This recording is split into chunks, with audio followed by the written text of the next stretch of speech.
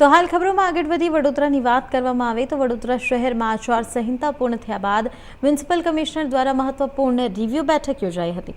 આ બેઠકમાં શહેરના વિકાસ કાર્યો અંગે વિસ્તૃત ચર્ચા કરવામાં આવી હતી। મ્યુનિસિપલ કમિશનર અરુણ મહેશ બાબુએ અધિકારીઓ સાથે બેઠકમાં જણાવ્યું હતું કે વર્ષ 2026-27ના બજેટમાં સમાવાયેલા બાકી રહેલ તમામ વિકાસ કાર્યોને હવે ઝડપથી આગળ વધારી પૂર્ણ કરવામાં આવશે।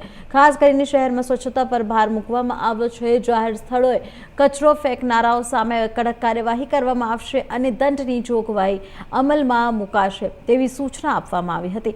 આ બેઠકમાં વિવિધ વિભાગોના અધિકારીઓ ઉપસ્થિત રહ્યા હતા અને શહેરના સુચારુ વિકાસ તેમજ સફાઈ વ્યવસ્થાને વધુ મજબૂત બનાવવા માટે જરૂરી માર્ગદર્શન આપવામાં આવ્યું હતું।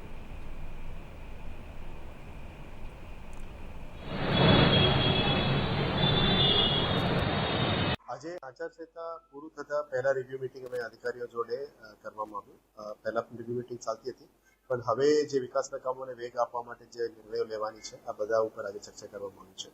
એટલે 2026-27 જે બજેટેડ સેશનમાં જે પણ બજેટેડ કામો છે એને આગળ વધારવા માટે અમે આજે ઘણી બધી ચર્ચાઓ કરી છે। સૌથી પહેલા સ્વચ્છતા સર્વેક્ષણ અને સ્વચ્છતા બાબતનું જે પણ કામગીરી છે એના ઉપર વોર્ડ ઓફિસર્સ અને એસએસઆઈસની ઉપર રિવ્યુ કરવામાં આવ્યું।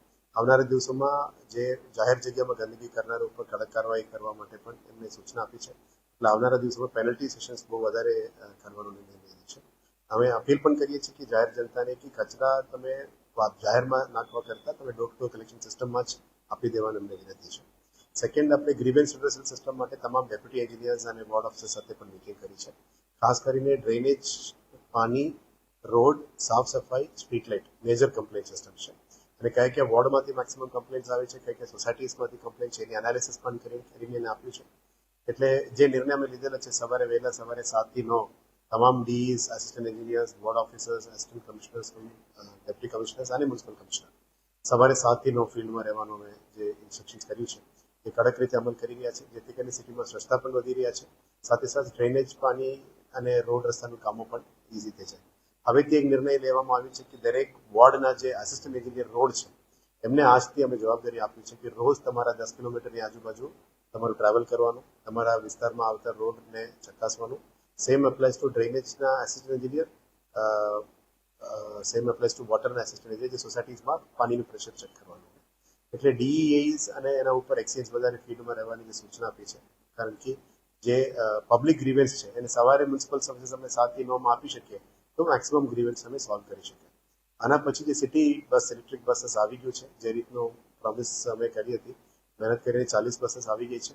હવે ટૂંકા સમયમાં જે જૂના ચાલતી 120 બસને રિપ્લેસ કરીને ઇલેક્ટ્રિક બસીસ ચાલુ કરવા માટે જે કામગીરી છે એ શરૂઆત કરી દેવાના છે।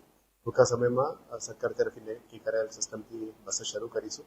સોમવાર પણ એના મીટિંગ છે, ટિકિટિંગ, મીટરિંગ, બસ સ્ટોપ્સ એ બાબતમાં શું કરવું છે એ બાબતમાં અમે મીટિંગ કરવાના છે, એને પણ આગળ લઈ જવાના છે। પછી 125 MLDનું જે પાણી લાવવાનું છે વડોદરા સિટીની અંદર, એ જે પુષ્કળનું કામ અમે શટડાઉન લઈને કરવાના છે, જેથી કરીને ઈસ્ટ ઝોન અને સાઉથ ઝોનનું પાણીનું જે સમસ્યા છે અને થોડું ઘણું નોર્થનું એ બધું સમસ્યા હલ કરવા માટે મહેનત થઈ ગયું છે। પોન્ટૂન રેડી થઈ ગયું છે, વોટર WTP રેડી થઈ ગયું છે। હવે એક SSML કેનાલમાં ખાલી પુષ્કળનું બાકી છે, એ MCC અને ઇલેક્શન્સના કારણે નથી કરી શક્યા, પણ એના પછીનું ટાઈમમાં અમે કરી દેવાના છે। એટલે ટૂંકા સમયમાં વડોદરાની અંદર જે પાણીનું જે પ્રેશરની સમસ્યા હતી એ પણ નિરાકરણ લાવવાના છે। હવેથી જે પ્રી મોન્સૂન એક્ટિવિટીઝમાં ડ્રેનેજ, સ્ટોર્મ વોટર ડ્રેનેજીસ બધું જે કામગીરી છે, ક્લીન કરવાનું, ખાસ સફાઈ, વિશ્વામિત્રીના જે કામગીરી, આ બધું સ્પીડ પકડ્યું છે। હવે આ ગેબિયન વોલ્સ બનાવવાનું કામગીરી પણ શરૂ કરી દેવામાં આવી છે। વાહો વિશ્વામિત્રીની ટીમમાં મુલાકાત કરી હતી, જે તે વખતે બાયોડાયવર્સિટી શીલ્ડ કરવાની વાત હતી, એને પણ અમે પ્લાનિંગમાં લીધું છે। હવે વિશ્વામિત્રી રિવરફ્રન્ટ ડેવલપમેન્ટનું પણ અમે આગળ દબાવવાનું પ્લાનિંગ કરી રહ્યા છીએ। સાથે સાથ જલ સંચય, જલ ભાગીદારીમાં જે રેઇન વોટર હાર્વેસ્ટિંગ સ્ટ્રક્ચર્સ કરવાનું છે, એટલે ઉનાળા છે, પાણીનું અછત છે, એટલે રેઇન વોટર હાર્વેસ્ટિંગ ઉપર પણ ઘણા બધું કામ ચાલી રહ્યા છે। અત્યારે હીટ એક્શન પ્લાન પણ જાહેર કરી છે। અમે પણ મેસેજીસ દ્વારા તમામ સિટીઝન્સને અપીલ કરીએ છીએ કે આ ગરમીમાં બિનજરૂરી બહાર નથી નીકળતા, બહાર નીકળવું હોય તો વધારે પાણી પીવું, છાશ પીવું, તમારું બોડીને ઠંડુ રાખવું, એ બાબતની તૈયારીઓ અને સાથે રિવ્યુ કરી રહ્યા છે। પ્રી મોન્સૂનની એક્ટિવિટી અને અર્બન ગ્રીનિંગમાં પ્લાન્ટેશન્સ, પાર્ક્સ, આ બધા ઉપર અત્યારે ફોકસ છે।